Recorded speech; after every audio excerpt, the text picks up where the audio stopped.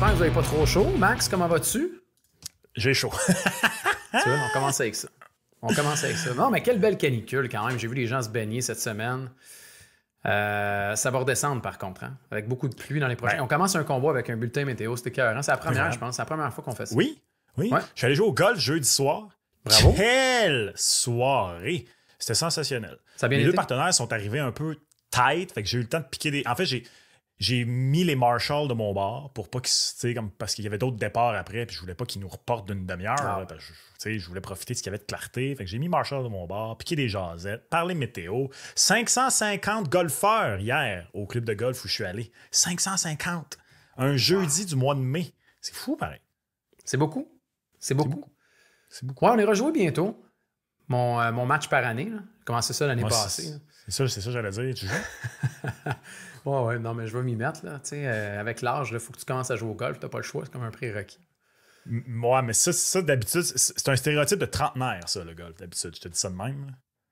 Et ouais, dans ma tête, j'ai encore 30 ans. C'est pour ça, Max. Ça, c'est vrai. pour ça. Ça, c'est vrai, par contre, que dans ta tête, tu as encore 30 ans. Exactement. Et dans mon corps également. Vous Les, aussi, les gens te faites-le donnent à la souvent maison. à cet âge-là aussi, hein, en passant. Ouais, plus maintenant. Mais fut un temps, ouais.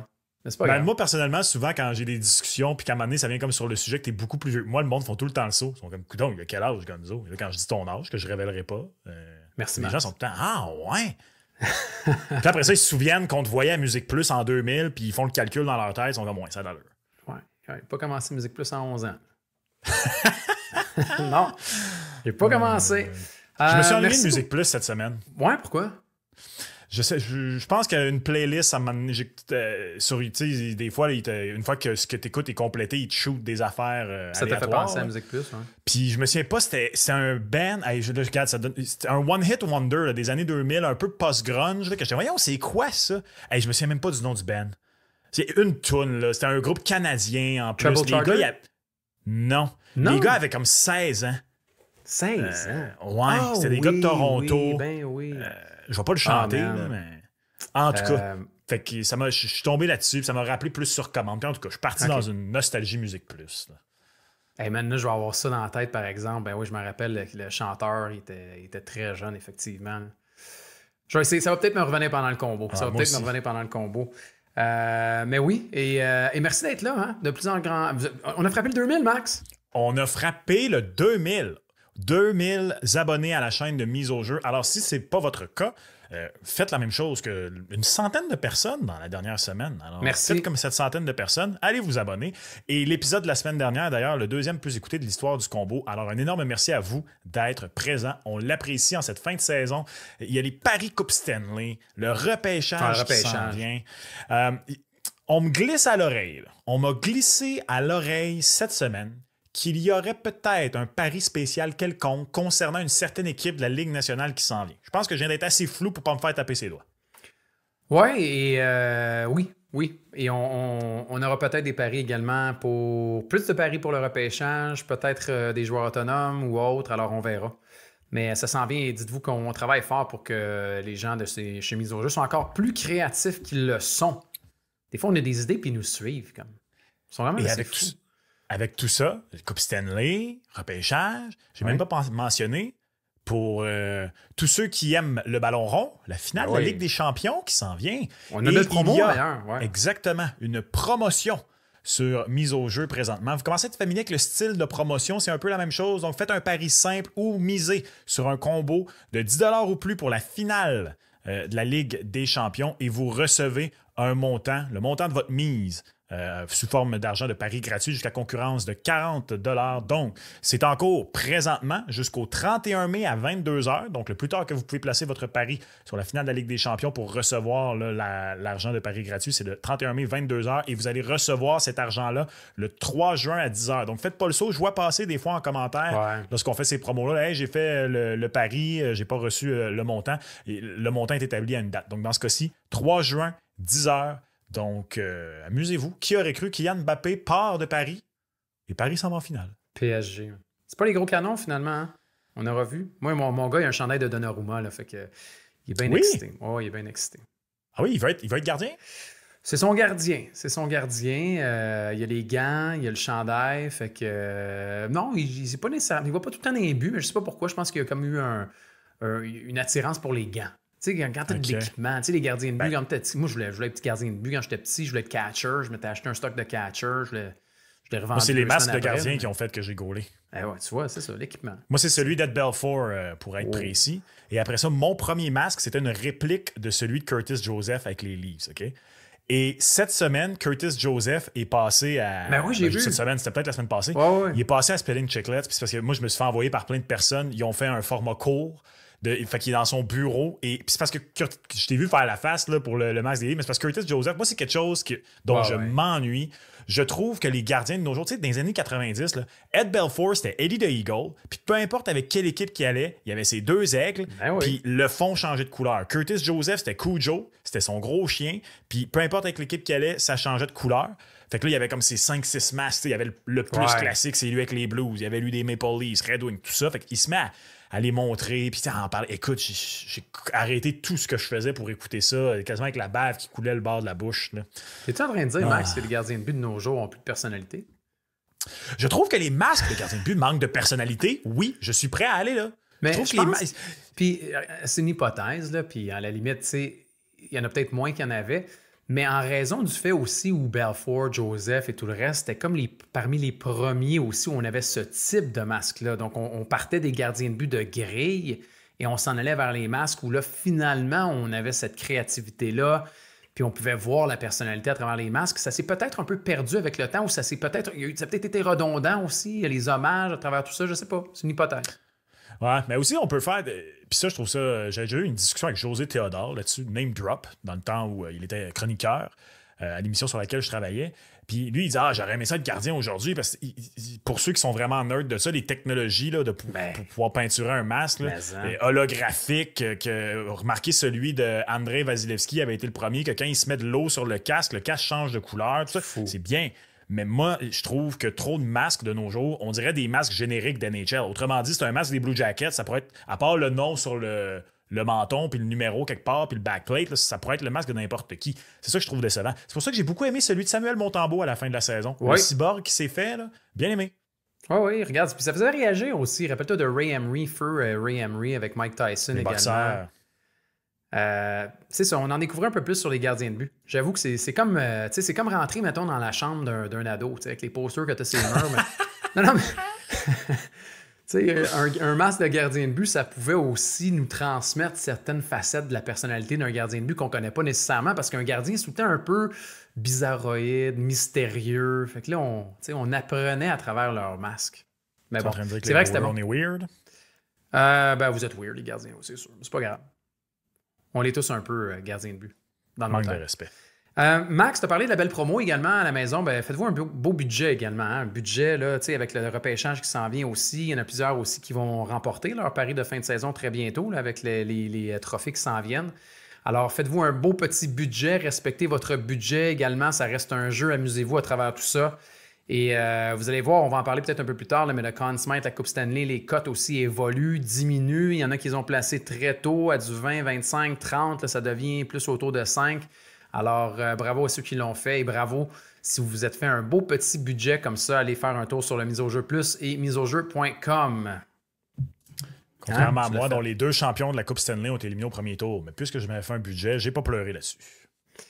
Ouais, moi, en tout cas, on en reparlera tantôt, mais... Ça va prendre une grosse prestation des Stars pour, de 1, éliminer les Jets et par la suite, éliminer les maudits Oilers. Mais je sais pas, mais en tout cas, je sais pas pour toi, mais moi, personnellement, je regardais les quelques brackets, les quelques poules de séries dans lesquelles j'étais. Là. Ça a été un carnage cette année. Le premier tour a été un carnage. En fait, je pense que ça part du Colorado aussi et de Tampa Bay. Parce que les 2 équipes, la Floride et Dallas, étaient blessés. Fait que tout le monde a pris pour acquis qu'avec le retour de Tkachuk, tous les blessés en Floride, que Tampa Bay a tellement bien fini la saison aussi que Tampa Bay allait sortir Floride. Puis même chose avec Dallas. Escanen puis Robertson, c'était 2 gros morceaux. L'Avalanche était tellement puissant à raison de la date limite. Tout le monde s'est dit, ils sont forts Dallas, mais les 2 gros morceaux vont faire en sorte. Je veux dire, quand même Nathan McKinnon dit, écoute, il n'y avait pas leur meilleur défenseur, puis il n'y avait possiblement pas leur meilleur joueur, je ne sais plus quoi faire. C'est normal qu'on ait pris quand même Colorado là-dessus. Le parcours d'Edmonton aussi doit faire mal. Parce que même si dans les cotes là, sur Mise au jeu plus, entre autres, il était parmi les favoris au début des séries, on était plusieurs à pas y croire. C'est En vrai. raison de la façon dont la saison s'était finie, la blessure à Mathias Ekholm. On était plusieurs à avoir cru que les Oilers ne seraient pas une finale de conférence encore une fois cette année. Et les voici, les voilà. Ouais, encore, et avec un Stuart Skinner qui est en forme et un Mathias Ekholm qui va revenir au cours de la 3e ronde. Alors, on pourra parler, oui, de la 3e ronde éventuellement. Max, avant de passer à cette fin de 2e ronde et tout le reste, peut-être un petit retour sur notre sondage de la semaine.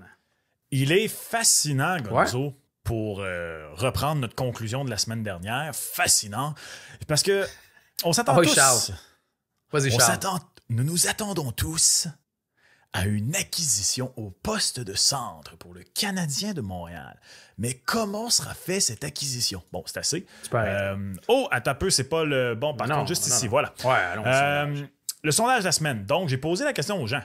Offre hostile, agent libre sans restriction ou transaction? La transaction est l'option la plus... populaire. L'option la plus populaire. L'option de prédilection des gens à 45%.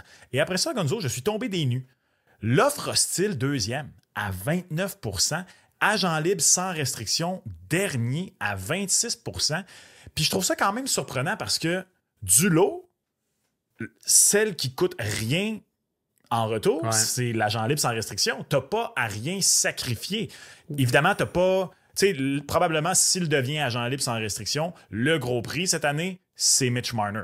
T'as pas un jeune dans la fleur de l'âge de la trempe d'un Mitch Marner au poste de centre cette année. Ça serait plus des options à court terme. Fait que je pense que c'est pour ça. Les gens veulent vraiment une vraie option qui viendrait stabiliser pour plusieurs années. Mais je suis quand même surpris que ça tombe bon dernier derrière l'offre hostile. Ouais, je comprends, mais en même temps, tu vois, moi, je faisais mon ordre et mon ordre personnel, c'est exactement l'ordre populaire. Ah oui? Ouais. Ben, mettons, pas ce que je souhaite, mais ce que je pense que le Canadien va faire.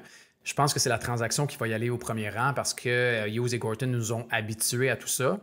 Par la suite, l'offre hostile, ça m'a comme un peu intrigué, puis ça a piqué ma curiosité. J'aime ça, entendre ça, on en a parlé la semaine dernière, puis je trouve qu'il y a des bons candidats également. Après, est-ce que ce sera égalé? Je pense que oui, mais bon, c'est une autre affaire. Et troisièmement, je vais avec les joueurs autonomes aussi parce que tu l'as dit, tu sais, Mitch Marner, super intéressant, oui, mais est-ce que c'est ce que les Canadiens cherchent? Je pense pas. Pour le poste de joueur de centre, il y a des bons gars. Tu sais, je trouve qu'il est le fun, cette question-là, parce que tu l'as dit, si tu y vas par signature, ça te coûte rien. Alors, est-ce que tu veux sacrifier pour un jeune joueur dans la mi-vingtaine, au début de la vingtaine, mais qui va rester avec toi pour un 8-10 ans? Ou est-ce que tu veux y aller dans une transition en disant on va offrir un contrat à quelqu'un qui va venir ici pour 2-3 ans en attendant peut-être un autre joueur de centre? C'est juste qu'il n'y a pas de garantie. Les gens, je trouve ça bien qu'ils fassent ça parce qu'ils ne croient peut-être plus non plus au 1er juillet. Parce que est-ce que le Canadien de Montréal est vraiment capable de mettre la main sur un des joueurs de centre qui devient autonome? Ça, c'est l'autre question. Ouais, puis le Canadien n'a pas autant d'argent sous le plafond que certains le croyaient. T'sais, il y a le contrat de Carey Price qui entre en jeu. On en a beaucoup parlé cette semaine. Puis là, finalement, sa clause qui serait le 1er septembre. Tout ça, couverte par l'assurance, pas couverte par l'assurance. Bref, tu as Emil Heinemann, Jayden Struble et Jacob Debesch qui sont à signer. Donc, dans une transaction, peut-être que tu peux, en bon français, domper un salaire dans le retour et t'aider de ce côté-là. Mais j'ai pensé à quelque chose cette semaine, puis j'avais hâte de te parler, parce que maintenant que je travaille pas mal tout seul dans mon bureau, des fois je pars dans mes bulles, puis je suis tout seul, puis il n'y a personne pour me ramener sur Terre. Fait que peut-être que tu vas me ramener sur Terre, OK? OK, vas-y. J'ai repensé à quelque chose que Jeff Gorton a dit au bilan. Tu sais, à un moment donné, il s'est fait poser la question sur le joueur de centre. Oui. Puis là, de lui-même, il a dit « Ouais, mais tu sais, de l'attaque, il y a certaines équipes pour qui ça provient... D'ailleurs, il y a des joueurs de 100 points sur l'aile, driving the offense, qui drive l'attaque. » Donc, je me suis posé la question. Et si Jeff Gorton nous mettait sur une piste que, oui, il va avoir acquisition d'un joueur de centre, mais peut-être un joueur de centre qu'on ne voit pas venir, qui est capable d'être un joueur top 6, mais qui ne sera pas celui qui va driver le jeu, au contraire, qui va protéger les arrières de ses deux alliés purement offensifs, tout en contribuant. Tu sais, juste pour vraiment le foot, juste pour foutre le trouble à 100%, tu sais, un genre de fil d'anneau. Ouais, je comprends ce que tu veux dire. Tu sais, honnêtement, là, j'adore Sam Bennett, OK? J'adore Sam Bennett. Mais Sam Bennett, ça a été un peu l'éclosion en Floride, puis il est souvent blessé. C'est pas un gars qui te donne la production offensive d'un deuxième joueur de centre. C'est un gars d'une 50aine de points. Ben, 50 points pour un deuxième centre, c'est bon. C'est pas mauvais. Non, c'est pas mauvais, mais c'est pas grandiose. Non. Tu comprends? Il y en a des bien meilleurs au niveau de la production offensive. Moi, tu vois, je comprends ce que tu veux dire par rapport à Dano, mais quand Jeff Gorton a dit ça, c'était vraiment de la poudre aux yeux. Pour moi, c'était pas... Tu penses? Ah, totalement. Je regarde... Peut-être qu'il va viser un ailier. Il va aller chercher un bon ailier offensif. Honnêtement, Max, l'allié qui va être la locomotive sur ce trio-là, il s'appelle Ivan Demidov éventuellement. T'sais. Puis là, il n'a pas voulu dire que ça allait être Demidov cette année. Mais tu veux pas montrer que tu es desperate à ce point-là pour aller chercher un deuxième joueur de centre. C'est un joueur de centre qui va débarquer ici, puis on ne voudra pas de projet, puis on voudra pas... Ça va te prendre un deuxième joueur de centre qui va être avec Demidov, puis de l'autre côté, ça va être qui? Ça va être Laine ou ça va être Kirby Dach? Parce que je suis pas ou de l'école... l'acquisition. Une autre? Oui. C'est ce que je dis. Peut-être qu'il va faire une bonne acquisition. OK, t'en veux deux, toi? Imagine, il va chercher un ailier offensif moins d'impact, et un centre moins... Exact. Ouais, mais c'est... Exact. Hey, c'est parce que ça dépend c'est qui ton centre. T'sais, tu veux pas de projet encore. Surtout pas un gars, tu te dis, ouais, il joue-tu au centre ou il joue à l'aile? Non, un vétéran centre qui est capable de jouer two-way pour faire 50 points. OK, mais ça coûte cher, Max, un vétéran de two-way qui est capable de faire 50 points. Ça dépend des besoins des équipes. Fait que toi, tu vas faire 2 transactions.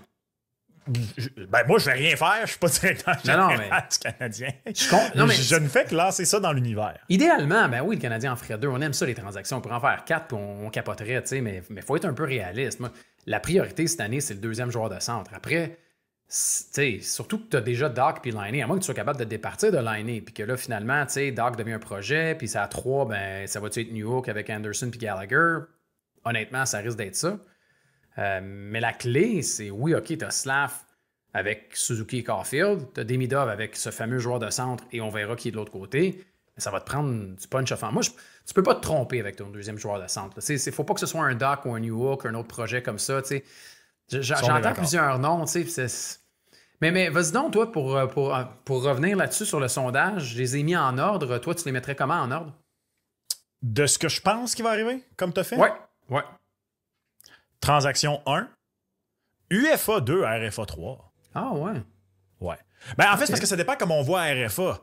Ben, RFA, ça veut dire offre hostile. T'sais. Ouais, mais je veux dire dans le sens où offre réussie ou juste, parce qu'ils peuvent le tenter et qu'on le sait jamais si le joueur n'accepte pas, par exemple. Ouais, ou que l'équipe égale, ou peu importe. Ouais, c'est ça. On peut le savoir, l'équipe égale, puis on s'en va vers la route numéro 3 par la suite. Ça pourrait être un combiné des deux. Moi, je pense que ça peut être un combiné des deux, oui.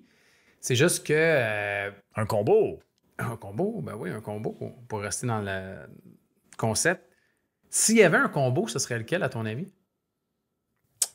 UFA, transaction. Moi, avec. Mais là, mais qu'est-ce que tu entends? Tu veux-tu dire un combo dans le sens où un peu comme on avait fait avec Kirby Dach, la première partie a mené à la deuxième? Non, ou comme non, vraiment comme qu'on puisse employer ou utiliser 2 des 3 options dans l'entre-saison. Ouais, ben moi, je serais pas surpris. Exemple, je sais pas. Moi, juste pour mettre des noms, parce qu'on aime ça mettre des noms. Ouais. Tu fais une transaction pour ton joueur de centre. La transaction t'a coûté, je sais pas, moi, Kirby Dach ou peu importe. Puis tu signes Nick Ehlers, mettons. T'sais. Tu vas le mettre où, Nick Ehlers? La 2. OK. Tu vas aller jouer à droite? Tu vas faire jouer Demidov à droite puis Nick Ehlers à gauche? Que Nick Ehlers est assez gros? Caulfield, Suzuki, Demidov. Slav. Ah, Demidov en haut? Slav à gauche. Deuxième centre. Des possibilités, là, sont... Ouais, infinies. Je sais. Il y a beaucoup de noms, mais tu sais, ce sujet-là, là, on pourrait les faire tranche par tranche. T'sais, on a fait les offres hostiles la semaine dernière. D'ailleurs, je pense que le nom qui est le plus populaire dans les offres hostiles, on en a parlé, c'est Mason McTavish, et avec raison. Là. Pour moi, c'est le top. Il est fait sur mesure pour ce que le Canadien recherche. Pour le Canadien, que tu trouves oui, le top. Totalement. Sens de la compétition, un gamer, un gars qui va au but, il n'a pas froid aux yeux, l'âge, tout ça. Tout est là, centre gaucher, puis... Mais... J'ai d'ailleurs eu un débat à cet effet avec quelqu'un sur ma chaîne qui commente puis qui dit « Oublie ça, Mason McTavish, trop petit. » C'est trop petit. Et là, il revient, il dit « Ouais, là, en partant, il dit, je sais pas moi, 6 pieds 170. » Regarde, je veux bien que tous les sites, il faut prendre ça pour ce que ça vaut, mais pas mal partout, il est listé à 6'1", 2'15. Fait Ça, en partant, moi, je trouve pas que c'est un petit bonhomme. Et là, Irlande dit, ouais, mais gros, c'est pas en bas de 6 pieds 3. Je dis, ah, ben là, OK, mais wow, minute, là, je veux dire. Ouais, mais Jerome McGinley est le meilleur power forward de sa génération, à mon avis, puis il était 6 pieds 1. c'est ça, il faut regarder jouer le joueur aussi. C'est Parce ça. qu'il y a des 6-3 qui touchent pas à personne, puis il y a des 6-1 qui cassent tout. Là. Fait que oui, il y a le physique, mais ça veut pas dire non plus qu'il l'utilise à ce point-là. Tu sais. Il y a des joueurs On qui. est d'accord. Mais tu vois, moi, l'offre hostile, oui, puis dans les joueurs de centre, il y en a quelques-uns. Il y a beaucoup de gens qui parlent de Gabe Vilardi. Moi, Gabe Vilardi, tu vois, je suis pas le plus gros fan de Vilardi. Puis c'est pas contre lui, c'est juste qu'il y a une historique de blessure. Je trouve qu'il est souvent blessé. Puis cette année, on l'a utilisé à l'aile, de toute façon, avec Shifley et Connor. Ouais. Il est plus vieux un petit peu aussi, non? Ouais, pas de temps, mais c'est juste que. Ah non, il y a 25. Je sais pas pourquoi je pensais qu'il était un peu plus vieux que ça. Ah non, oui, je sais pourquoi. Ben, il est plus vieux, oui, que McTavish, mais il est pas plus vieux, genre, tu sais, avancé dans l'âge. Mais ça, on l'a fait la semaine passée, mais si je te disais, mettons, tu sais, dans les joueurs autonomes, sans compensation, qui est peut-être la possibilité la moins populaire, oui, pour le moment, mais cette transition-là, tu sais, il y en a quand même certains qui pourraient être intéressants, mais le problème, c'est tout le temps ça, c'est de se dire, est-ce qu'ils vont venir à Montréal après, tu sais? Je veux dire, il y en a 4, Max, dans ma tête. Il y en a 4. Des agents sans restriction? Ouais. Bennett, Tavares, Duchesne, Granlund. C'est 4 possibilités. Même pas Donato comme plan Z? Ben oui, peut-être. C'est juste que Donato, ça revient un peu la même chose. T'sais. C'est un gars qui a eu une saison de carrière cette année. Est-ce qu'il va vouloir faire sauter la banque? Il y a eu quoi, 31 buts de mémoire comme ça? Moi, Donato, c'est pas de touche. Ben non, mais c'est ça. Puis après, tu sais, Donato, là, je veux dire, fut un temps où c'était un joueur qui était. On se dit, ça va être un bon joueur, Ryan Donato, mais il a son baluchon là, depuis une couple d'années. Puis là, il est sorti cette année, puis il a très bien fait. Mais puis il n'a pas joué au centre toute l'année, là, Ryan Donato. Là. Il s'est beaucoup promené. Là. Il a joué un peu au centre, il a joué à l'aile. Tu sais, là, si ça redevient, tu l'amènes à Montréal, tu vas le payer cher, Ryan Donato, si tu vas chercher ça. Fait que tant qu'elle paye cher, honnêtement, j'irais pour un vétéran en attendant que tu aies autre chose. On est d'accord. Mais mettons la liste, mettons Bennett, Tavares, Duchesne, Granlund, t'es mis en quel ordre? Que je préfère, que je trouve réaliste. C'est vrai que c'est 2 listes différentes. Ouais. Plus les chances que ça arrive, mettons. OK, les chances que ça arrive? Ouais. OK. Fait que mettons qu'il y avait la question sur Mise au jeu plus, lequel de ces 4 centres est le plus susceptible de débarquer à Montréal, puis il y avait des cotes associées. Là. Fait que le favori... je sais que c'est pas réellement possible, là, mais le favori serait, je pense, Duchesne. OK. Je pense que le deuxième serait Bennett. Troisième, Granlund. Quatrième, Tavares. Quatrième, Tavares? Ouais. T'as-tu vu cette semaine, je pense que c'est Daily Face-Off, ouais, c'est Daily Face-Off, je viens de le retrouver, qui ont fait la projection des joueurs autonomes. Des 50 joueurs autonomes. Puis, par exemple, les joueurs de centre, là, si on y va en rafale quand même, là, on a parlé de Sam Bennett, qui est le nom le plus populaire. Là. C'était pas si pire dans la projection. Je sais qu'il y a certains sites qui le font également, mais eux, ils projetaient un salaire de 6,4 millions pour 6 ans à Sam Bennett. N'importe quand. Ça, je vais le chercher en Floride moi-même. Ben ouais, mais ce prix-là, je veux dire, il y a quelqu'un qui va lui donner plus que ça. Il y a quelqu'un qui va lui donner quand même plus que ça, parce que oui, il a 28 ans. Ben, il fait 4,4 présentement. Je le disais, c'est une cinquantaine de points. C'est juste que ce gars-là, en séries éliminatoires, il devient une bête. Ça se paye des séries, Max, aussi. Là. Mais le 6 ans, tu sais, c'est là. Mais bref, 6,4 pour 6 ans. Moi, je trouve que c'est un contrat qui est très favorable. Matt Duchesne, qui a fait 82 points cette année. Eux, on projette un contrat de 3 ans et 7,2 millions. C'est cher, 7,2. Il n'y a pas 0 but, lui, en ce moment, en série, d'ailleurs. Oui, mais il faisait 3 millions cette année. Là, un contrat d'1 an, 3 millions. Ouais, mais il est encore payé par Nashville en même temps. Tu sais, 7,2, c'est beaucoup. Mais c'est 3 ans. Tavares, 3 ans, 7,9. 3 ans, 7,9. De toute façon, Tavares, pour moi, reste à Toronto. Moi aussi. Complètement. Et Mikael Granlund, qui est, à mon avis, celui qui a le plus de chance, mais est-ce que le Canadien voudrait d'un petit joueur de centre gaucher comme ça? 2 ans, 5 millions. 2 saisons de suite de 60 points. Ça, ce serait parfait. Ouais, mais c'est pas le plus gros, hein? C'est pas la plus grosse charpente. C'est pas grave. Pour tout de suite, l'objectif encore, c'est de se rendre aux séries. Là. C'est pas... Anyways, c'est pas de do damage. Là. Je comprends qu'il n'y a pas grand monde qui serait heureux là, de voir Granlund débarquer parce qu'ils se disent... Moi, je serais content. Moi, à 2 ans, 5 millions, c'est pas un contrat qui est encombrant, mais pas en tout. 2 ans, 5 millions. C'est un gars qui t'aide à t'amener en série. Hey, au pire des pires, ça marche pas. Qu'est-ce que tu fais? Il y a 2 ans, 5 millions. Mais oui. C'est pas grave. Deuxième vague d'avantages numériques. C'est très bien. Là. Je veux dire, regarde, quand je dis que je suis down, je veux dire, c'est pas l'option 1, là, mais non. comme plan de secours. Non, mais c'est une solution. J'ai déjà vu pire. Ça, ouais, c'est ça. Tu fais ça en attendant que Michael Age arrive ou en attendant que tu ailles chercher quelqu'un d'autre aussi. Là. Parce que 33 ans, c'est un contrat qui serait à court terme. Je serais pas fâché de ça. OK, fait qu'on est pas mal d'accord, je te dirais là-dessus. Dans l'ordre de préférence, par contre, moi, ce serait Bennett 1, Granlund 2, Duchesne 3, Tavares 4. Ah ouais, Tavares, tu le prendrais pas? Regarde, là, je me mets à nu devant vous, là, au sens figuratif, bien sûr, et non pas au sens propre, parce que sinon, tout le monde quitterait le podcast à l'instant. Moi, j'aime serait correct. Exact. Moi, j'aime pas Tavares, puis je suis pas...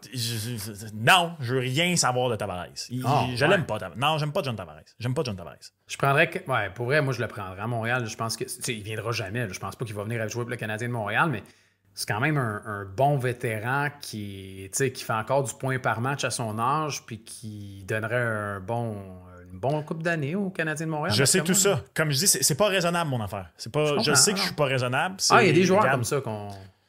C'est comme dans le match... c'était quoi? C'était le match 5? Jets contre Dallas, là, le jeu blanc d'Hellebuck, qui apparemment est capable de jouer à domicile, mais pas sa route en série. C'est maintenant, au moins, on est quand même rendu avec un Hellebuck à domicile. C'est déjà un petit gain pour les Jets. Quand Jamie Benn a fait son coup de poing que certains ont qualifié de sucker punch à Mark Scheifele, je t'avoue que j'étais très en conflit à l'intérieur de moi. Parce qu'il y a une partie de moi qui... Il y a une partie de moi qui a vu... Moi, j'aime... Ça date d'avant Jake Evans. Moi, Scheifele, je suis pas capable. Fait que quand je l'ai vu, j'ai fait « Ha ha! » Mais je suis pas aussi un grand fan de Jamie Benn. Fait que non! Hey, moi, j'adore Jamie Benn. Moi, c'est parce que Jamie Benn, là, ça aussi, c'est pas raisonnable, mais c'est parce que... Puis regarde, je reconnais ici à 100% être dans le jugement. Mais c'est parce que je regarde ce gars-là, puis je me dis, lui, là, il met du ketchup sur son steak triple A. Puis je serais pas surpris qu'il soit du type, tu sais, dans le vestiaire, là, mettons, insulter les kebs qu'il trouve un peu fancy, tu sais, puis ce genre de gars-là, là, un peu bro old school, pas de visière. Je suis plus tough que toi, je fais pipi plus loin. Moi, j'aime pas ça, ce genre d'attitude-là. Ben, tu sais, t'étais... Il est vraiment pas de même aussi. On l'a rencontré à Toronto, Max. Oui, je sais. J'ai pas osé y dire en pleine face, d'ailleurs, à Toronto. Mais tu vois, moi, je trouvais que ça avait l'air juste d'un bon vivant à Toronto. Peut-être. Tu sais, Antoine Roussel nous en a souvent parlé également. Il aime bien son gros Jamie. Il disait, tu sais, salutations Antoine. Non, il m'a peint le portrait d'un gars qui avait l'air d'un bon coéquipier. Fait que... Ça se peut très bien. J'aime mieux Jamie Benn que Mark Scheifele. Mais ça aussi, c'est pour ça qu'au final, même si, regarde, ça c'est une de mes grandes hypocrisies, au final, même si c'est un coup salaud que je déplore, j'ai quand même une petite satisfaction à voir Scheifele. Tu l'as dit. Tu l'as dit pareil. Merci beaucoup. On a parlé du 2000. C'est bien le fun d'être à 2000. Rendons-nous à 3000 maintenant. Alors, allez vous abonner sur YouTube à la chaîne de Mise au jeu pour être, bien sûr, à l'affût des prochains combos et de tout le reste. Également, Max, continuez à nous envoyer vos commentaires et à continuer à voter également aux différents sondages. Et on a choisi quelques commentaires cette semaine. On en a plusieurs, Gonzo, cette semaine. On en a qui sont à propos, d'ailleurs. Fait que, tiens, allons-y sur un qui est à propos, puisqu'on parle d'offre hostile. P. Monty 514, salutations Monty, qui dit « Au-delà de l'acquisition de joueurs par des offres hostiles, ce qui m'intrigue le plus là-dedans, c'est de voir si certains DG pourraient utiliser cette méthode pour gonfler la masse salariale des équipes concurrentes à l'intérieur de leur propre division. » Et là, c'est un très long commentaire. Il donnait, lui, en exemple, le cas des Maple Leafs. Ben oui. Est-ce qu'une équipe de la division pourrait se laisser tenter à offrir 9,5 millions par année à Matthew Knies pour les forcer à le signer? Et exemple, même s'il voulait garder Tavares, elle a fait là, on peut pas garder Tavares. Je trouvais ça quand même intéressant comme idée. Je pense pas que personne va faire ça. Mais moi, personnellement, qui aime le chaos, je suis d'accord avec Monty, j'aimerais ça voir ça. Je pense que ça peut se faire à l'intérieur de la division. Est-ce qu'on est rendu là? Est-ce qu'on est rendu à passer à la prochaine étape de nuire à ton adversaire direct dans la division?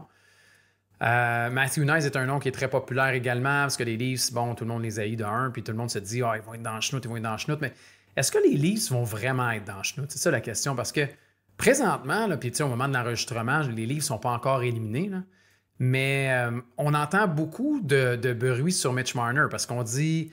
Puis moi, j'en reviens pas, Max, tu pourras commenter là-dessus, mais j'en reviens pas que les gens à Toronto, les partisans, en raison des défaites là, des Leafs, sont en train de se dire c'est de la faute à Mitch Marner parce que s'il avait levé sa clause, on aurait Rantanen. Je me dis, wow, man, on est rendu là. Mitch Marner va juste aller jouer ailleurs. De un, on le sait qu'ils ont voulu transiger parce qu'ils ont demandé de lever sa clause, fait que ce serait Rantanen qui serait là. Fait qu'il sait ça. Il se dit, OK, on voulait plus de moi. J'ai dit non, j'ai ma clause, j'exerce mon droit. Il va s'en aller. Fait que si tu signes pas Rantanen, si tu signes pas Marner, tu vas avoir du cash pour Tavares et Matthew Nice. Oui, je suis de un d'accord avec toi. De deux, là, je comprends un petit peu les partisans torontois d'être dans leur feeling. Puis... Mais tu sais, Mitch Marner devient agent libre sans restriction cet été. On est-tu d'accord que, en tout cas, peut-être pas, là, parce qu'on l'a vu une première fois dans le cas des Hurricanes, là, mais s'il avait fait cette transaction-là, le but aurait été d'échange. Encore une fois, comme je dis, peut-être que je me trompe parce qu'ils ont littéralement fait ça 3 semaines avant, là. Mais il aurait fait cette transaction-là dans le but de faire un sign and trade. Hey, on échange Rantanen pour Marner puis on le signe. Mais Marner, à quoi?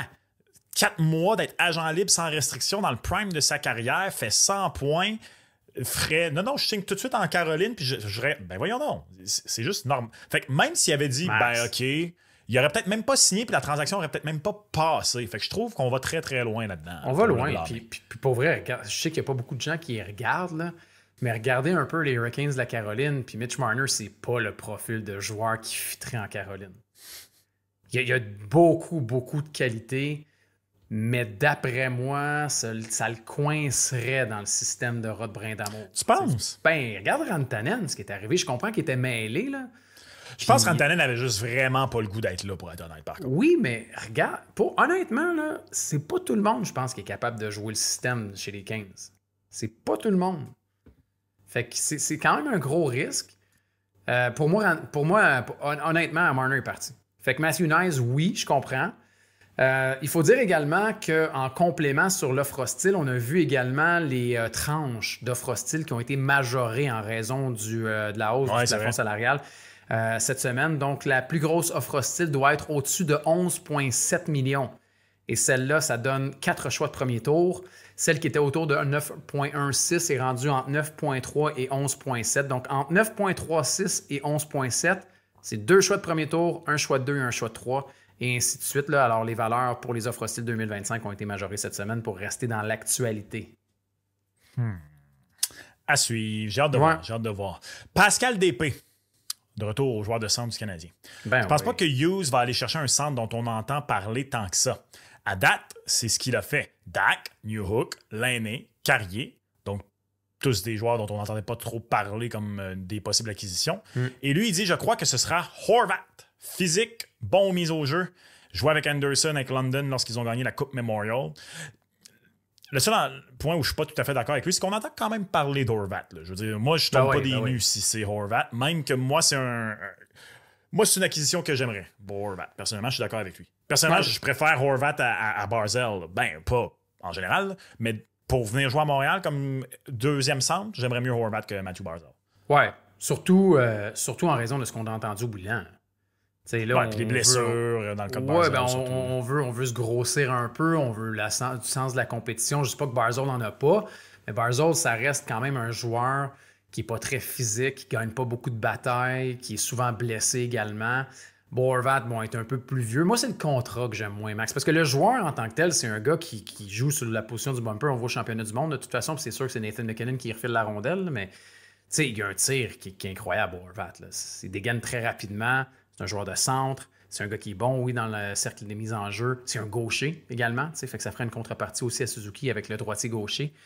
J'aime beaucoup, mais je pense que ça va être un contrat qui va pas mal vieillir, mais qui va. Les dernières années, tu vas faire il est temps que ça finisse ce contrat-là. C'est quand même 8,5 millions pour les 6 prochaines années. Il y a 30 ans. Fait que, ça l'amènerait à 36 ans. Mais effectivement, moi, je pense que c'est un des candidats. Si on avait des cotes, on le disait, là, s'il y avait des cotes, d'après moi, celui qui aurait peut-être et potentiellement une des plus petites cotes, c'est Horvat.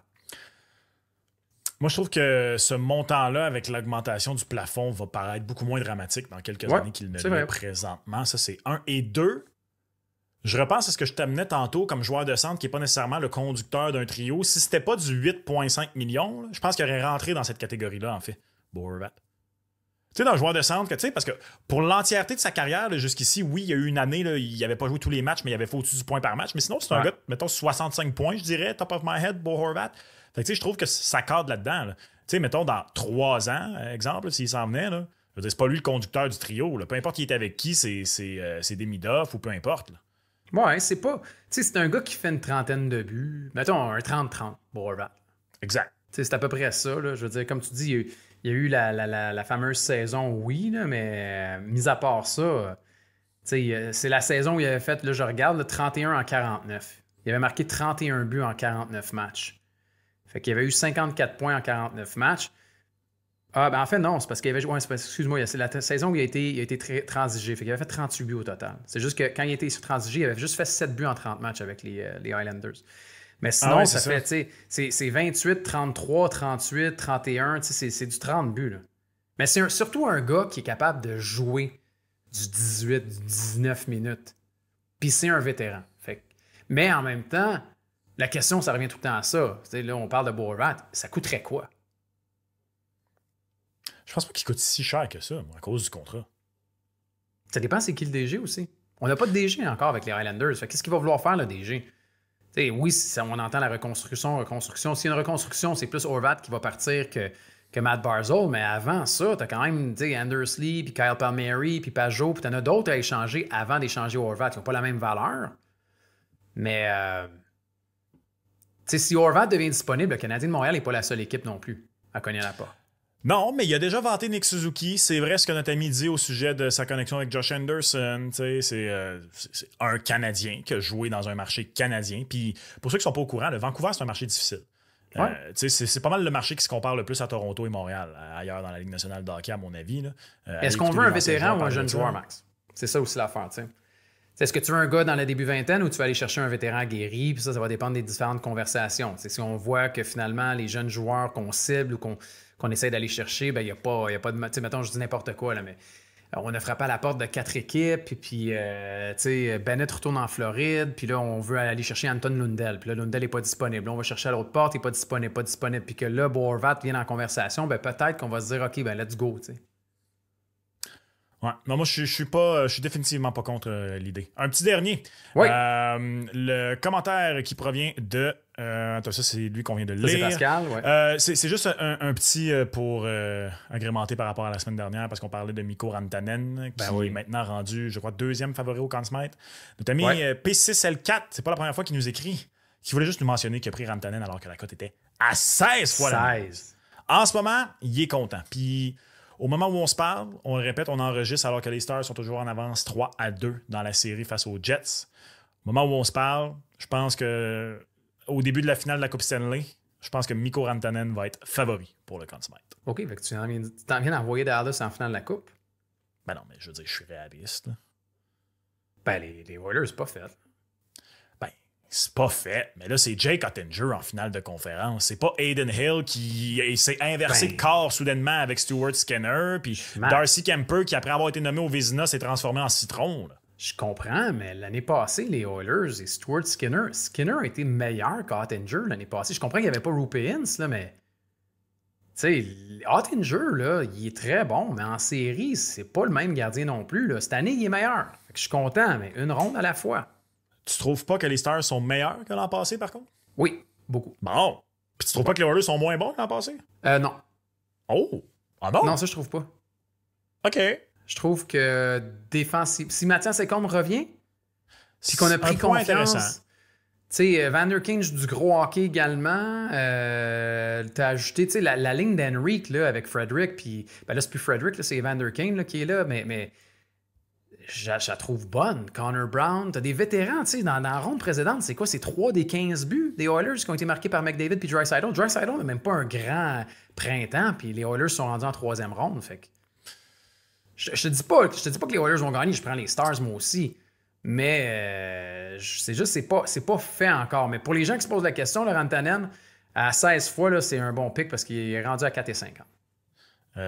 Oui, effectivement. Et à 4,50 seulement, Connor McDavid est devant lui au moment où on se parle. Frederik Andersen. My God, dis avec donc ben de mépris. Ouais, j'ai jamais été un fan de Frederik Andersen. Non, je sais, mais moi non plus. Mais il faut reconnaître que quand il est sur la glace, depuis qu'il est en Caroline, il fait le travail. Je pense qu'on peut peut-être même dire, ça fait bizarre de dire ça, mais c'est le meilleur gardien des séries à date.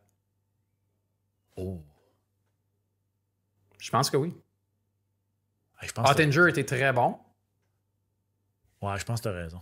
Mais, tu sais, oui, le jeu collectif aide beaucoup, mais Freddie Anderson, il n'y a pas beaucoup de monde qui ont regardé les matchs des Hurricanes depuis le début des séries, mais c'est Ouais, possiblement le j'en meilleur veux gardien pas, de là. but. Mais Ouais. je pense que j'ai pas le choix de te donner raison sur celle-là. Parce que c'est surtout en plus, c'est que j'essaie de penser, y a-tu eu un seul match là, vraiment où tu te dis, OK, ça a été la débarque? Puis il me semble que non. Non. Non, mais la seule débarque qu'il y a eu, c'est qu'il a été blessé. Ben, c'est ça. Je veux dire, c'était-tu Puis il est réellement une revenu. débarque? Mais on va s'entendre, là, là, je parle pas dans la ligue, là, je parle dans ce parcours éliminatoire jusqu'à présent. T'sais. Oui, je suis d'accord. C'est pas pour ça. Je suis d'accord. Hey Max, également, on le disait, on en a glissé un mot la semaine dernière, mais pour ce qui est du Canadien de Montréal qui repêche 16e et 17e, les paris ont commencé pour le repêchage. Puis allez vous amuser sur le mise au jeu plus. Là. Cette offre-là, est, chaque année, elle est là, puis elle est très populaire. Puis l'année passée, c'est sûr que dans les années passées, c'était un peu différent parce que le Canadien, pour la loterie, puis tout le reste, c'était un choix qui était top 5. Qui sera le premier joueur repêché par le Canadien de Montréal? Et là où ça devient intéressant, c'est que est-ce que le Canadien va repêcher? Est-ce qu'il va Canadien... changer son 16e choix? Est-ce qu'il va changer son 17e choix? Tu vas-tu piger 16? Tu vas-tu piger 17? Finalement, est-ce que tu vas transiger 16-17 pour avancer et aller chercher, mettons, un Caleb Desnoyers? Il y a plein d'options qui sont sur la table. Et vous voyez un peu, là, le favori, c'est bien sûr Justin Carbonneau. On en a parlé la semaine dernière également. Mais il y a des noms intéressants. Là, j'ai parlé de Caleb Desnoyers qui n'est pas sur le tableau, mais il est quand même là à 22 fois la mise là, pour ceux qui pensent que le Canadien peut s'avancer. C'est chose qui est très rare là, dans les dernières années quand même pour s'avancer. Mettons, je vais dire top 7. Là. C'est très rare que ça se passe dans la Ligue nationale. Ouais, moi je suis un grand partisan de Caleb Desnoyers et full disclaimer, là, je l'ai interviewé à 2 reprises là, pour j'anime un balado pour le compte de la LHJMQ. Ouais. Et c'est un kid qui est vraiment le fun.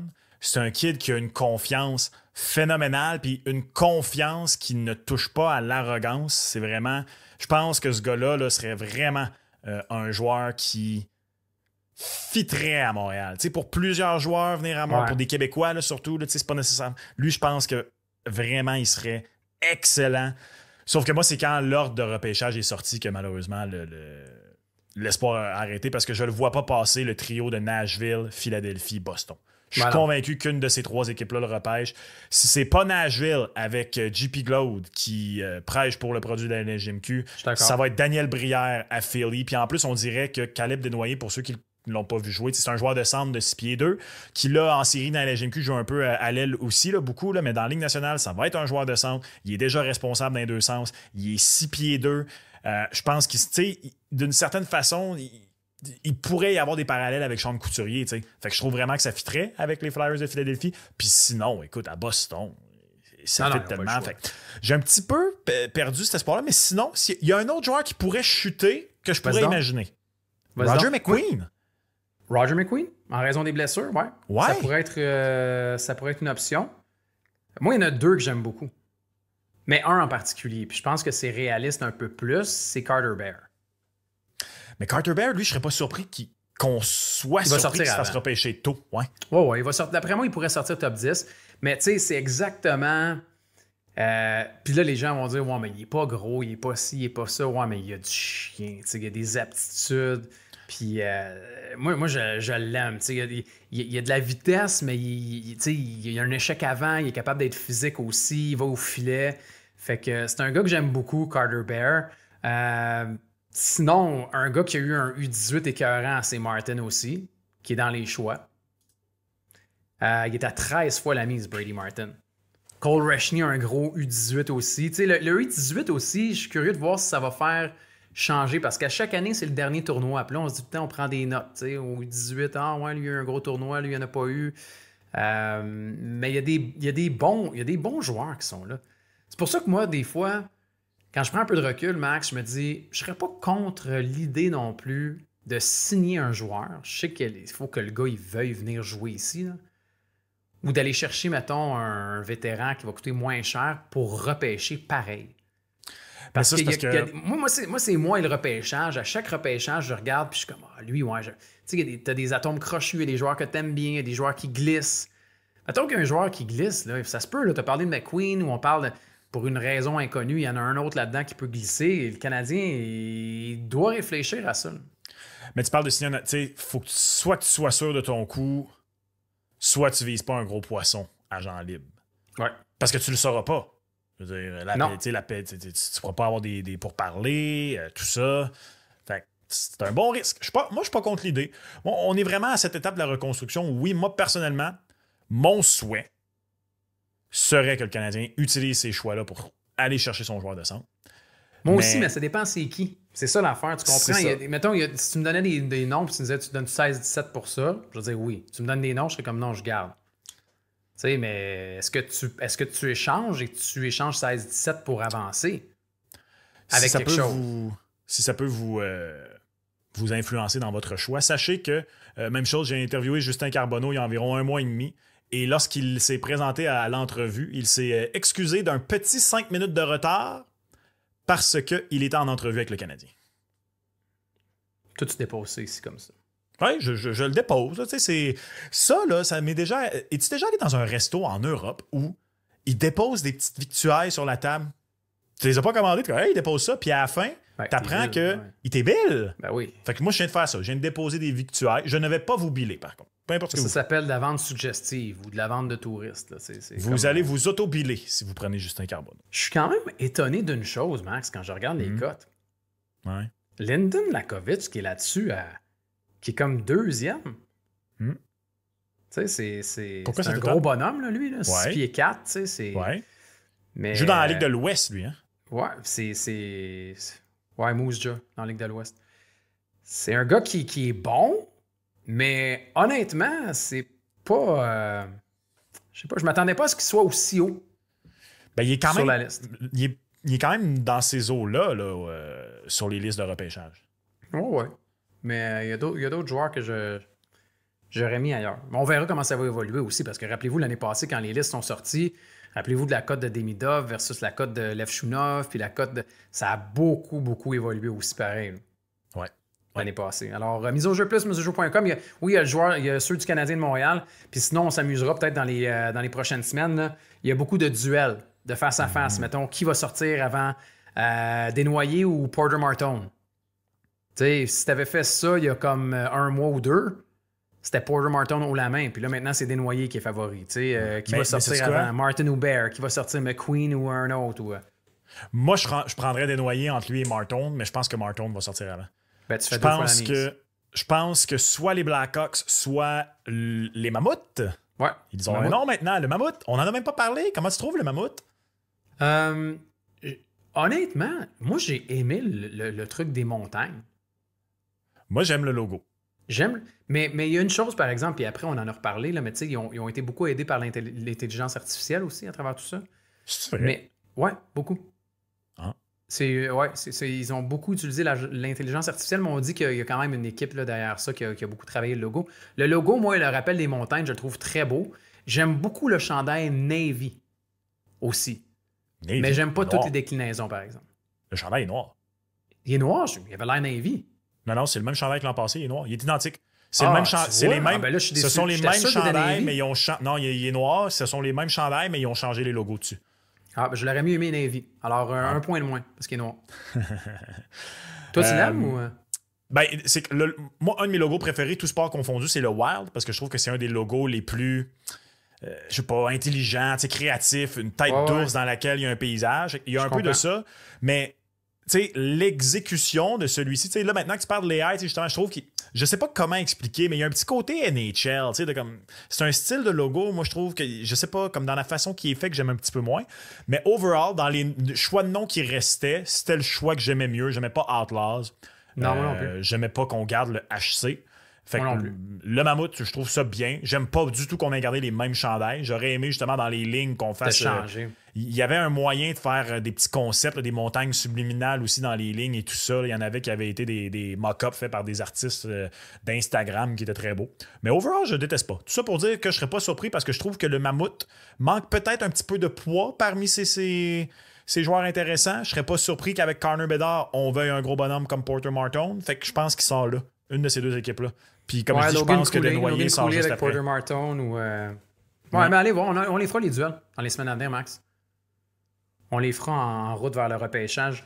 En route aussi vers la NFL, parce que j'imagine qu'on va se garder un petit 5 minutes à la fin pour parler de la NFL, mais parlons de la deuxième ronde. Là. Ça termine là, au moment de l'enregistrement quand même. Là, on est au match numéro 6 entre les Panthers et les Leafs, qui a lieu ce soir.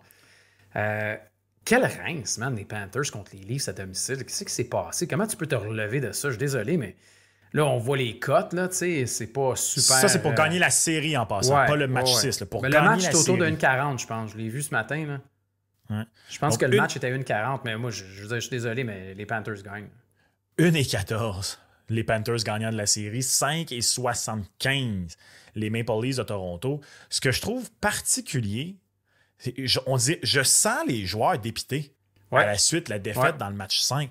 Puis, tu sais, j'ai fait des blagues cette semaine sur les réseaux sociaux en disant ils en ont eu des moments gênants, les Leafs, depuis qu'ils sont bons. Le chauffeur de Zamboni, la remontée de 1-3. Je trouve que la rince qu'ils ont mangé à domicile dans le match 5, c'est le pire moment. Ça, on dirait que ça a comme été le point d'exclamation de ce qui semble être la fin du Core 4 et de ce qui aurait été, honnêtement, si ça se concrétise, s'ils sont éliminés, regarde, peut-être que la semaine prochaine, on se parle puis on a la cave. Ça se peut, je l'accepte. Si ça se concrétise, va falloir parler de cette époque-là des Maple Leafs comme une des grosses équipes de l'ère du plafond salarial qui n'a pas gagné de coupe. Il va falloir les mettre avec les Sharks de San Jose, les Sénateurs d'Ottawa du début du plafond salarial, ce genre de formation-là, les Canucks de Vancouver. Puis il va peut-être falloir dire, c'est la meilleure équipe, c'est l'équipe qui y aurait... Hey, même pas de finale de conférence. C'est ça la différence quand même. C'est gênant. San Jose, Vancouver, ils ont fait une finale au moins. Ils ont fait une finale, puis moi, tu sais, honnêtement, de voir ce qui est arrivé devant tes partisans, de te faire rincer de la sorte, de voir les huées, les gens qui lancent des chandails, de brûler des chandails également, on va loin. Si les Leafs se font sortir, oui, c'est le Core 4, comme tu dis, le Big Four, mais c'est également le Shanahan Plan. Parce que Shanahan a quand même collectionné les DG, collectionné les coachs, et c'est la fin de son contrat. Donc, je vois pas comment on va donner une prolongation de contrat à Brendan Shanahan. Il a tout essayé. Il est allé all-in avec le noyau qu'il y avait. On a décidé de continuer, puis de sacrifier des DG puis des coachs. Là, tu sais, de un, Tavares et Marner sont joueurs autonomes. Je sais pas, mais le premier move pour moi, comme en disant ça va prendre des changements et des conséquences pour le public et les partisans aussi, c'est le départ de Shanahan. C'est vrai parce que tu as dit, il a tout essayé. Puis là, après ça, tu enchaîné en disant, il est allé all-in sur le Core 4. Mais je pense que la chose qu'il n'a pas osé essayer, c'est d'essayer de démanteler le Core 4. Puis c'est ça que... Puis c'est drôle, hein, parce que, je sais pas si tu es d'accord avec moi, mais je trouve qu'il y a une certaine ironie que ce soit contre les Panthers que ça arrive, parce que les Panthers ont fait l'inverse. Tu sais, les deux équipes sont devenues bonnes presque en même temps. Et là, les Panthers, après juste 2 échecs, ils ont fait « Qu'est-ce qui marche pas? » Hey, notre noyau dur, là, il manque de papier sablé. Bang! Ils ont fait une des transactions les plus... Tu sais, parce que là, c'est facile à regarder en rétrospective puis dire « Bravo les Panthers », mais moi, regarde, quand ils ont fait cette transaction-là, je dis « Vous êtes malade. » Mackenzie Weegar et Jonathan Huberdeau pour aller chercher Matthew Tkachuk, oui. Mais le prix qu'il avait payé, c'est comme vous venez de payer bien trop cher. Dans ma face.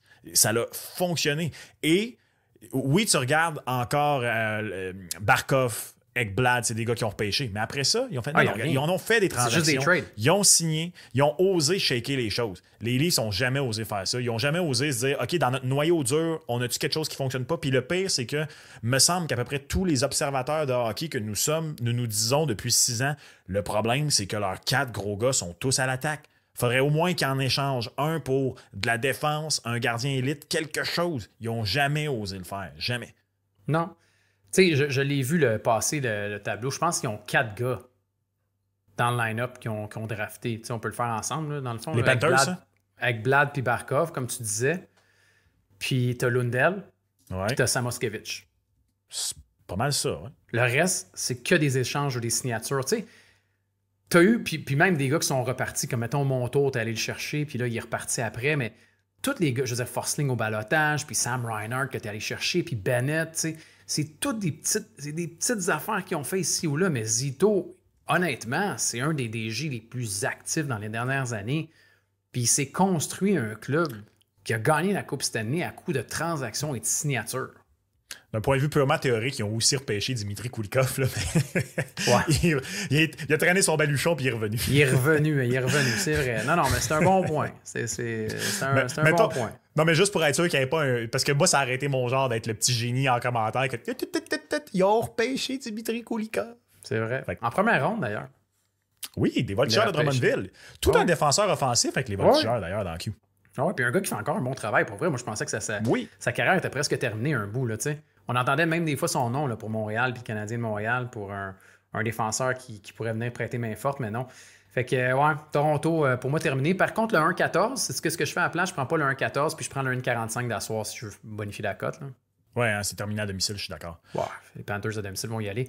Les Stars maintenant, Stars et Jets. J'allais te poser la question, qui est le plus... Mettons, là, tu peux en choisir juste... T'es obligé d'en choisir un. Je t'oblige à en choisir un, parce que je sais que la réponse serait aucun des deux. Je t'oblige à en choisir un. Qui est le plus susceptible de provoquer un match 7? Ouf. Elle est tough, hein? Parce que mon réflexe initial... Pareil. Je vais dire les Jets pareil. Mon réflexe initial est de dire Winnipeg, puis là, après ça, je me souviens que le match 6 est à Dallas et que Connor Hellebuyck n'arrête pas un ballon de plage sur la route depuis le début des séries. Fait que là, j'ai dit... Ça fait longtemps, tu sais, je posais la question cette semaine, je vais te la poser, puis à la limite, je pose aussi aux gens qui sont à l'écoute présentement. Puis j'ai pas été capable de répondre à la question. C'est quand la dernière fois que vous avez eu une équipe aussi différente sur la route et la maison? Puis là, on vous explique pour ceux qui comprennent pas trop et qui n'ont pas regardé les Jets. Les Jets sont 6-1 à la maison. Ils sont 0-5 sur la route. Mais surtout, le 0-5 sur la route, c'est que Connor Hellebuyck a une moyenne de buts alloués au-dessus de 5, puis il a été sorti du match 3 fois sur 5. Mais il y a 2 blanchissages à la maison. Tu sais, tu as donné 9 lancés après 2 périodes aux Stars de Dallas. Potentiellement l'équipe la plus profonde dans la Ligue nationale de hockey. Tu as fait... Écoute, les Jets ont mangé les Stars, Max. Là. Les Jets... Puis, je sais pas si tu as vu les commentaires de Nick Ehlers après la rencontre qui était assis.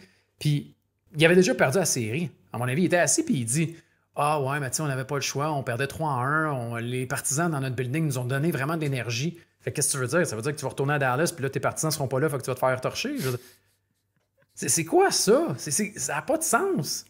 Puis oui, on a les match-ups favorables parce que tu es à la maison de le dernier changement, mais il y a des limites, là. C'était complètement pas la même équipe. Mais quand tu es autant... Tu sais, les Jets de Winnipeg, c'est, à mon avis, la seule formation de la Ligue en ce moment que, sans l'ombre d'un doute, même pas de débat, le gardien de but est le joueur le plus utile de l'équipe. C'est la seule équipe qui est bâtie comme le Canadien l'était à l'époque Bergevin. On a le meilleur gardien au monde, puis là, après ça, je veux dire, non, les équipes sont pas exactement pareilles, là, mais...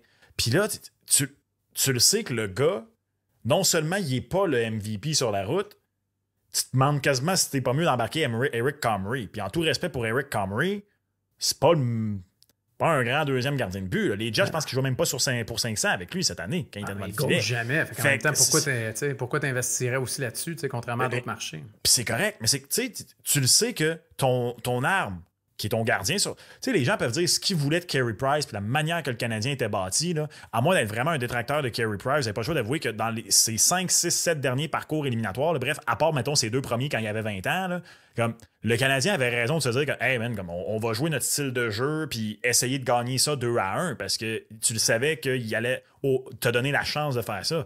Et Carey est 9-19, Max. 9-19 de pourcentage en carrière en éliminatoire. C'est même pas comparable. Puis là, écoute, à l'époque, sur la route, a le pire taux d'efficacité de quelque chose comme les 40 dernières années. Il est sous André Red Light Racicot. Je pensais que qu'est-ce que tu veux faire? Il est sous. Il est sous. Il est quoi? Il est peut-être sous aussi. Hey, ça expliquerait bien des affaires, ça. Non, moi, je te le dis. Fait que c'est pour ça que je prends les Stars. Mais honnêtement, faudrait... Parce que tu te dis, à un moment donné, la loi de la moyenne aussi. Je veux dire, ils sont 0-5. Ils vont peut-être en gagner un, ça route. Mais s'ils gagnaient le match numéro 6, j'ai très peur. Parce que le match numéro 7, à Winnipeg... les Stars vont finir ça ce soir. Ouais, mise au jeu, la cote pour les Jets gagnent la série est de 4. La cote pour que les Leafs gagnent la série est de 5,15. Donc, les Jets sont un peu moins négligés. Est-ce que c'est 5,75? Attends, peut-être tu as raison. C'est toi qui as raison, excuse. 5,75. Okay. Et je suis d'accord. Je donne légèrement plus de chance aux Jets. Puis c'est pour la même raison que tu viens de donner, c'est que, moi, admettons que les Leafs, par miracle, gagnent le match 6. OK, je leur donne une chance à la maison, là, mais je favorise quand même les Panthers à domicile. Si les Jets gagnent le match 6, je les favorise dans le match 7, carrément.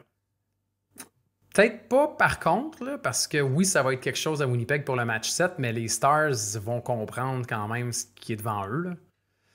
Là. Moi, les Leafs, dans un match numéro 7, je ne peux pas les favoriser. Là, c'est Leafs et match 7, là, ça ne va pas dans la même catégorie. Hey, Austin Matthews a 0 but en deuxième ronde dans sa carrière jusqu'ici en 10 matchs. Et également 0 but en 10 matchs de séries éliminatoires contre les Panthers en carrière. Honnêtement, j'ai hâte qu'on sache au bilan qu'est-ce qu'il y a. Puis, je pense que ça va expliquer des choses, mais ça reste que... oui. J'ai vu un meme passer cette semaine qui m'a vraiment fait rire. C'est un tweet qui disait, c'était comme une fausse quote d'un partisan des Maple Leafs. Il disait « Non, Austin Matthews produit pas, mais il a vraiment travaillé son jeu défensif. Il bloque des tirs, puis il shut down. » Puis en background de ça, c'était une photo de Phil Danault avec sa pizza, puis il était écrit « Bravo, vous payez 13 millions par année pour Philippe Danault. » Wow. Ouais, si j'avais juste de cette facette-là de jeu de toute façon à jouer, je prendrais plus Danault que Matthews même. Là. Même si Matthews, c'est vrai que c'est beaucoup amélioré. Là. Oui, mais effectivement. Je n'aurais pas. Max, qu'est-ce que tu dirais qu'on jase d'NFL la semaine prochaine pour se garder plus de temps?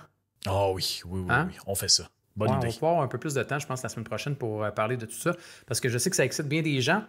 Le nouveau calendrier qui est sorti. Non, mais tu connais-tu une ligue, toi, dans la vie, qui sort un calendrier, puis ça fait tout ce que ça a fait? Ben, c'est parce que ils ont 17 matchs. La rareté. C'est comme exact. Et les équipes embarquent, tu sais. Je pense que les Chargers avaient comme été les premiers à vraiment en faire un dévoilement réseaux sociaux, tu sais, qui se respectent. Et là, beaucoup d'équipes ont embarqué. D'ailleurs, je pense que c'est les Colts qui ont dû enlever leur vidéo parce que ils ont comme un petit peu... ils l'ont un peu échappé avec Tyreek Hill, mettons, et son arrestation. Là, fait qu'ils ont dû s'excuser. Là. Mais oui, effectivement, la NFL a le don de faire un spectacle d'absolument tout.